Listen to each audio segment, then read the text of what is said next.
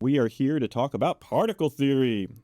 Get that? There's an art in the middle. Particle theory. I love it. And we're all particles. It's so corny. You know what's made of particles? Tacos. When I went to grad school in Texas, I was living there. I had a bicycle. I rode to the grocery store. Got a bunch of flour tortillas. Got some beans. I got some steak and some green peppers and all this stuff.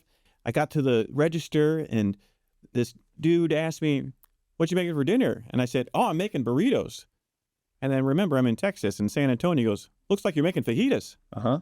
And I go, "I just moved to a new place." And it was really great because I know that about other cuisines, but being a kid from Missouri, I did not know much about tacos and fajitas and lengua tacos and breakfast tacos and enchiladas and all the things that are amazing. And another thing that I didn't know a lot about in Missouri are Greek gods. Can you imagine if Greek gods were taco toppings? This is something that I've been thinking about a lot lately because every single Greek god is probably a taco topping. What is a Greek god? See, I get confused about the Roman gods or the Greek gods. Like there's Apollo. Is that Greek or Roman? The Roman gods were all adapted from the Greek pantheon, but most of their names changed. But Apollo is one of the few whose name did not change. That's probably why I know that one. Maybe.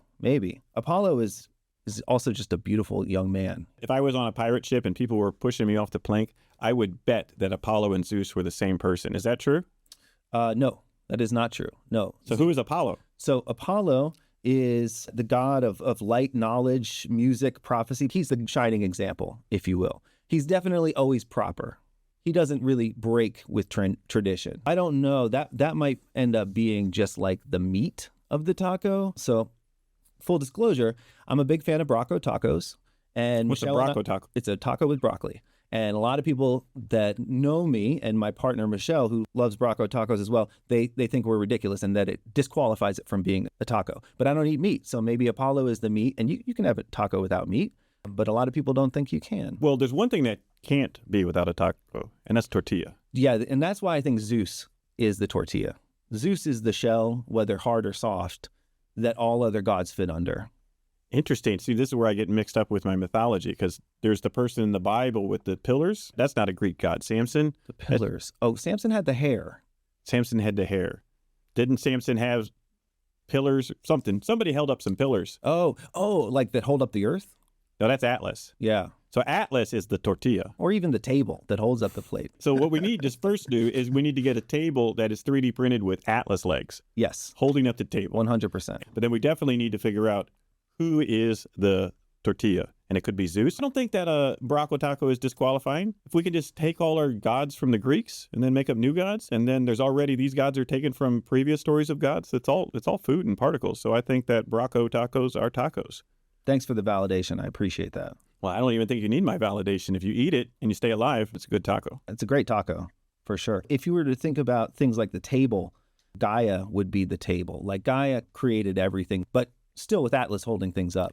This is really good. I like this. Atlas holding up the world, and world is Gaia, ignoring the fact that we're already on the world, because it's turtles all the way down, and I guess it's Gaia and Atlas all the way down. And so you need to have a tortilla. Are you a soft or a hard shell? I love a soft tortilla, and I know that there's a lot of taco aficionados that love the double corn tortilla, and I do too, but I just don't have the patience to do all that at home and make it soft and the right temperature. But when I do, it's really great. I'm soft all the way. I like a hard taco, but I can't eat past one bite because it just all crumbles. So it's basically like a one bite taco. If Zeus is the tortilla, I was thinking, so Ares is the god of war, and he's just belligerent. That's a spicy salsa. That's hot sauce. Yeah, totally. And he just wrecks everything, going in and going out. So that's a pretty easy one. Aphrodite is the sexiest by far. She was actually born out of a bunch of waves that were frothing as a result of someone's ejaculate. So she's like embedded with sexiness, which I suppose to me, that would make her an avocado. What is the sexiest ingredient in a taco? Eggplant.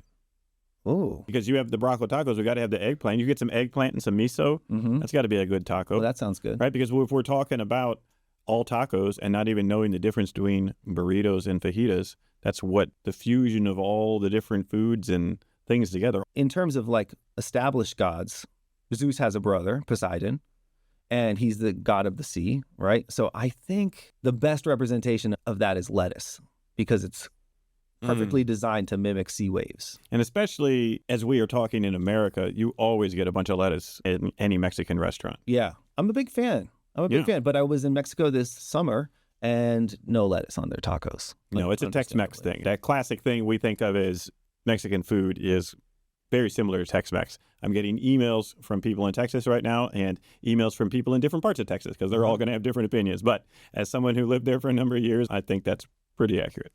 Nice. And then we have Hera, who is Zeus's wife. It's weird because in most of the stories, she's defined by her negative attributes, which is her jealousy of her philandering husband and the wrath with which she will rain down upon the women that Zeus has slept around with. There is Sisyphus. Is Sisyphus a god? It's not a god.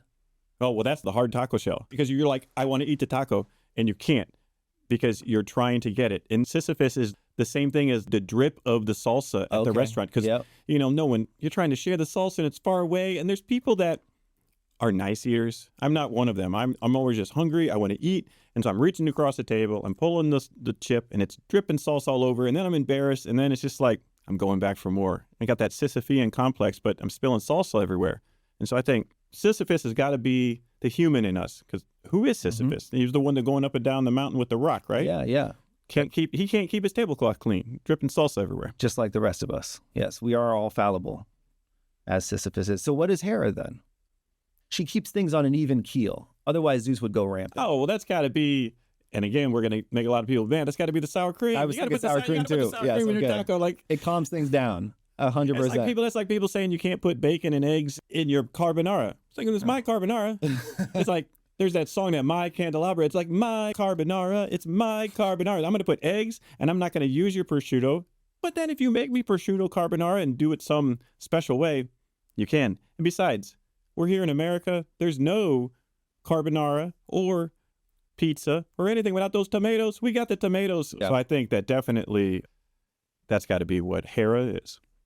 I love it. We've got Hermes, who's the messenger god. He's also the trickster. He's the Maurizio Catalan of Greek gods. Well, where does the banana go? In the taco, exactly. Yeah. Do you think, what if you took a taco, like a hard shell taco, and because it's cracking, and then you duct tape the hard shell taco to the wall? So basically it's called taco repaired. Okay. What is the name of that piece, Hermes. The Catalan piece? Oh, I was just looking at this the other day. We're talking about the Maurizio Catalan piece of a banana duct taped to the wall. Oh, it's called Comedian. Comedian. That's not a bad name, but I think repaired taco would fit right next to it. I think he should have called it Art Critic. Oh, Art Critic is really good. I like that as well. So this was actually a secondary god that replaced another god. I think it was Hestia, who was the goddess of the hearth and home. But she actually took a step down when Dionysus came on the scene. He is the polar opposite of Apollo. He is everything that Apollo reviles. He is all about getting drunk and having parties and dancing. He's all about laughter and humor and debauchery. Well, he's got to be the Pico de Gallo. Yeah, I could see that. Because the Pico de Gallo is the rooster, the gallo. Oh, yeah. Right? So that's pretty wild. Got feathery, flamboyant, right? Very colorful tails. Totally. We already got Athena and Ares. Well, we have Aphrodite. I guess she's also the most beautiful. She always contested with her and Athena, which is the most beautiful. No, Aphrodite was the one who we said was the most beautiful. So that's avocado or the eggplant. Miso. Athena is a goddess of war as well, but strategically. She's mostly good. She just shows up and takes care of business. Who's the cheese? Aren't there any gods, the Roman or Greek gods, that are like chefs and celebration? Not really, but there's Hephaestus, and he is a metalsmith. So that would be the equivalent. He's the one who works with his hands of all the gods. He's the tortilla maker. Job.